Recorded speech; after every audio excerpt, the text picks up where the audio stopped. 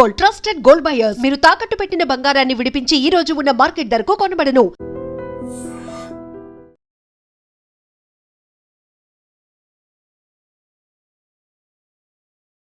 Welcome to ID news. This is Pavan. So ఈ మధ్య కాలంలో సోషల్ మీడియాని ఎవరు ఎంతవరకు వాడుతున్నారో అంతవరకే వాడాలి. అంటే కొంతమంది నాలెడ్జ్ గెయినింగ్ కోసము వాళ్ళ స్టడీ పర్పస్లో వాడుతుంటే మరికొంతమంది మాత్రము ఇంట్లో కాపురాలు కూలిపోయేటట్టు వల్గర్ పంచులేసుకొని అంటే అసభ్యకరంగా ఇప్పుడున్న మహిళలకి బ్యాడ్ నేమ్ తెచ్చే విధంగా కొన్ని వీడియోలు అయితే పోస్ట్ చేయడం జరుగుతుంది.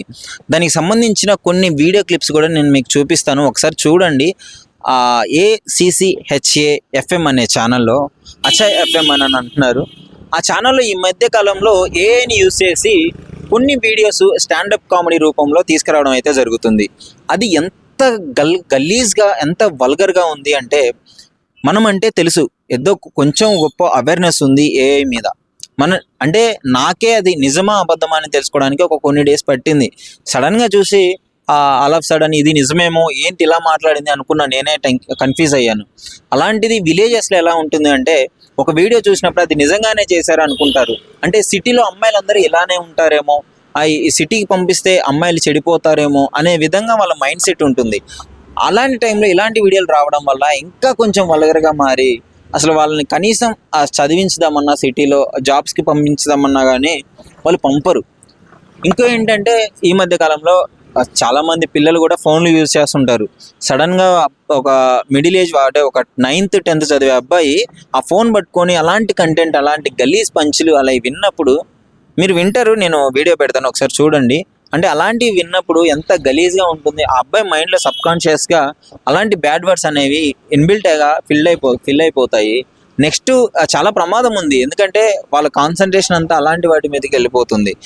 అసలు ఈ ఏఐ వచ్చిన కాడ నుంచి ఎవరు ఎంత నాలెడ్జ్ యూజ్ చేస్తున్నారో చాలా మనం చూస్తూనే ఉంటాం. ఏఐ మీద చాలా ఇన్స్పిరేషనల్ వీడియోస్ కూడా చాలా వచ్చాయి, ఎమోషనల్ వీడియోస్ వచ్చాయి, జనరల్ నాలెడ్జ్ తెలుసుకునే విధంగా చాలా వీడియోస్ వచ్చాయి.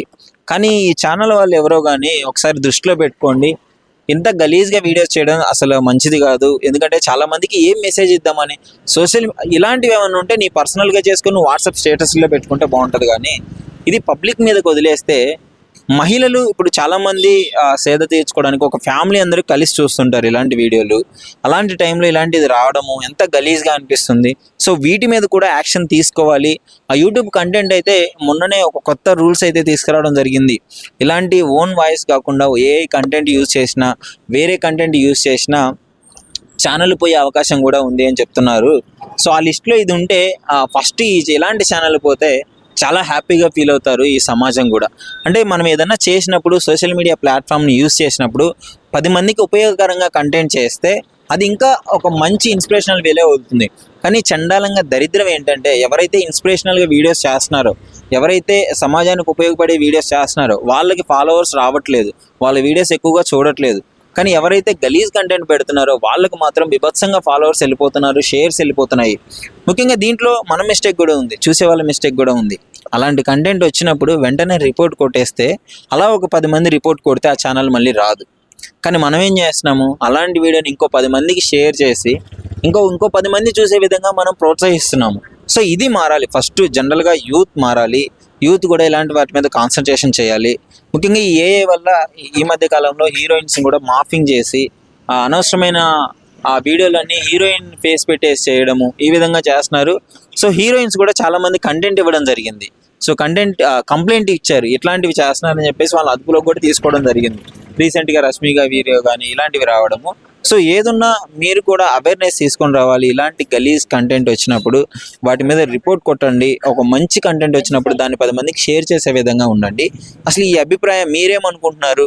డెఫినెట్లీ ఈ వీడియో చూసిన తర్వాత మీ అభిప్రాయం ఏంటి అని చెప్పేసి మా ఐడ్రీమ్తో అయితే షేర్ చేసుకోండి. నిజంగా ప్రస్తుతం ఉన్నటువంటి సమాజం దేనికి ప్రయారిటీ ఇస్తుంది? ఆర్థిక సంబంధాల చుట్టూ మాత్రమే తిరుగుతుంది. మళ్ళీ ఎన్నికలంగానే చాలా విరక్తి కలుగుతాను. మంచి అనిపిస్తుంది కదా, లేడీస్ కూడా ఛాలెంజింగ్ జాబ్స్ చేసినప్పుడు చాలా బాగుంటది. ఫుడ్ డెలివరీ ఇవ్వటానికి వెళ్ళినటువంటి డెలివరీ బాయ్ అనిల్ పై కళ్ళ ముందు